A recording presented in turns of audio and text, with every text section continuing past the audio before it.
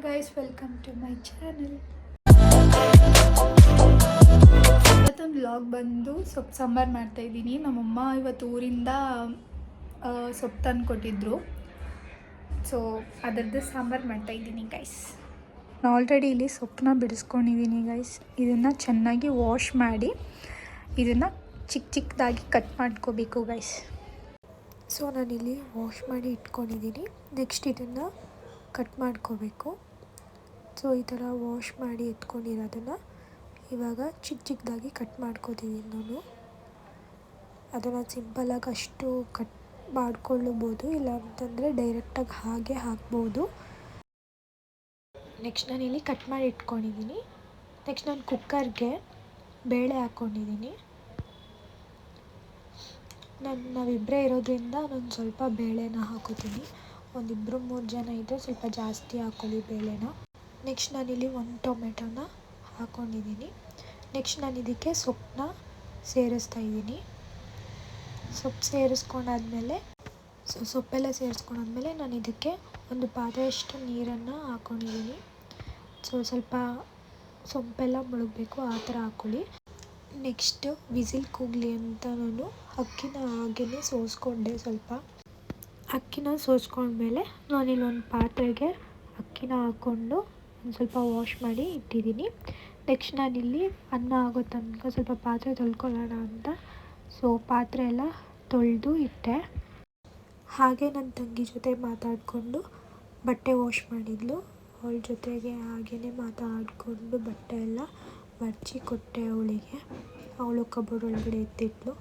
Next ನಾನಿಲ್ಲಿ ಸಾಂಬಾರು ಮಾಡ್ಕೊಳ್ಳೋದಕ್ಕೆ ಒಣಮೆಣ್ಸಿನ ತಳ್ಳು, ಈರುಳ್ಳಿ ಮತ್ತು ಕೊತ್ತಂಬರಿ ಸೊಪ್ಪನ್ನ ಕಟ್ ಮಾಡ್ಕೊಂಡಿದ್ದೀನಿ.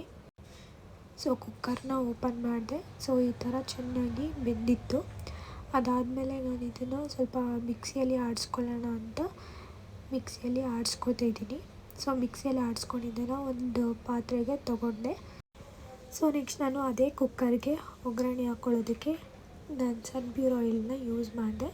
ನೆಕ್ಸ್ಟ್ ಇದು ಚೆನ್ನಾಗಿ ಕಾದಿತ್ತು.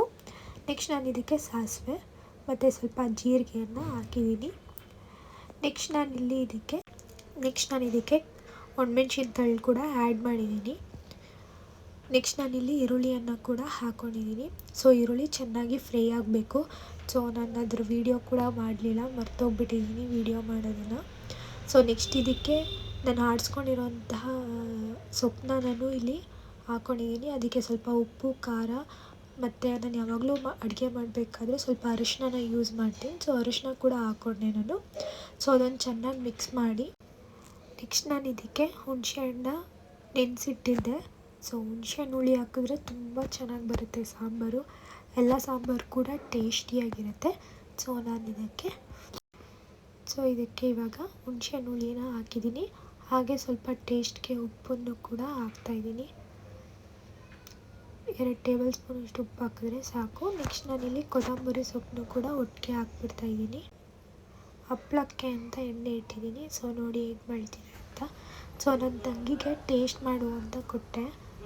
ಅವಳು ಟೇಸ್ಟ್ ಮಾಡಿದ್ಲು. ನೋಡಿದ್ರೆ ಅವಳು ವೀಡಿಯೋಗೆಲ್ಲ ಬರಲ್ಲ ನಾನು ಅಂತ ಹೊರಟೋದ್ಲು. ನೆಕ್ಸ್ಟು ಆಂಟಿಗೂ ಕೂಡ ಟೇಸ್ಟ್ ಮಾಡೋದಕ್ಕೆ ಕೊಟ್ಟೆ.